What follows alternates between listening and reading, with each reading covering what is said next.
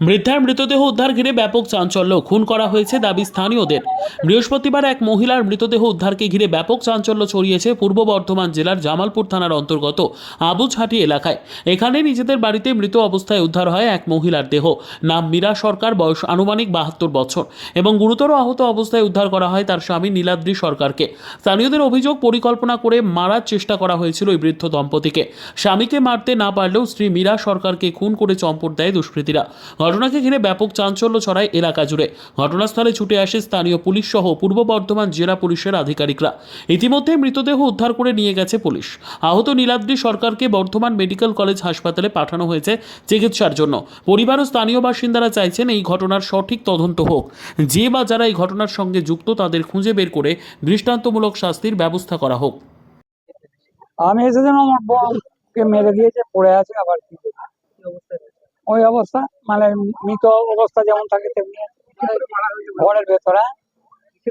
একটা ওরা তো পুলিশ যেটা পেয়েছে, একটা ছাগল মালা মুগুর, তাতে করে মেরেছে। আমার যতদূর মনে হচ্ছে যারা কাজটা করেছে তাদের চিনতে পেরে গেছিল আমার বোন, সেই জন্য ওকে মেরে দিল। আমার যেটা মনে হয়, কি উদ্দেশ্যে থাকতে পারে, বরং মোটিভটা কি? খুনের মোটিভ একটা থাকে, তো যে কোনো লোকের খুনের মোটিভ নয় তার সঙ্গে রাগারাগি থাকে, নয় ওর সঙ্গে পাড়ার কারুর রাগারাগি নেই, কিচ্ছু নেই। ওর খুনের মোটিভ আর বিরাট বিত্তবান নয় যে প্রচুর টাকা পয়সা আছে, হ্যাঁ, বা গয়নাঘাটি আছে, নিয়ে চলে যাবে। এটা আমার যতদূর মনে হচ্ছে, পোস্টমর্টম না করলে বোঝা যাবে না, তো মনে হচ্ছে রেপ করেছে। হ্যাঁ, ঘরের মধ্যে রক্তটা গড়িয়ে গেছে, আমি দেখলাম তো। এই 72 বছর, 72। মীরা সরকার। হ্যাঁ হ্যাঁ, আজকাল কাউকে বাদ দিচ্ছে না, জানোয়ার গুলো উঠেছে না, কাউকে বাদ দিচ্ছে না। ওইসব করতো আমার পাল্লায়। এটা কোন জায়গা? এটা আবুঝাটি। বাড়িতে কারা কারা থাকতেন? ওরা স্বামী স্ত্রী থাকতো, নীলাদ্রি সরকার আর মীরা সরকার। কালকে বাড়ি? হ্যাঁ, কালকে নীলাদ্রি বাড়িতে ছিল, এখন হসপিটালে জামালপুরে গিয়েছিল। হ্যাঁ, ওনাকে মেরেছে তো। ওই তো বোকামো করেছে তো, ওই বোকামো। উনি কি কাউকে চিনতে পেরেছেন?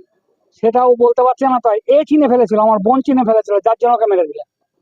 মানে আপনার একবার আমি শিওর। আহত হয়েছে? হ্যাঁ হ্যাঁ, ও আহত হয়েছে, ওকে জামালপুর হসপিটালে, জামালপুর থেকে ওকে বর্ধমান ট্রান্সফার করছে।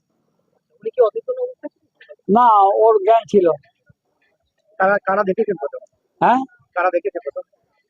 সেটা আমি বলতে পারবো না। আমাকে ফোন করলো, আমি বাজার করছিলাম, আমি তারপরে বাজার থেকে ঘুরে এসে আমি বাড়িতে এসে গাড়ি নিয়ে এখানে চলে এসেছি। কি সকালের দিকে হয়েছে না রাত্রে? রাত্রি হয়েছে, আর রাতের ঘটনা।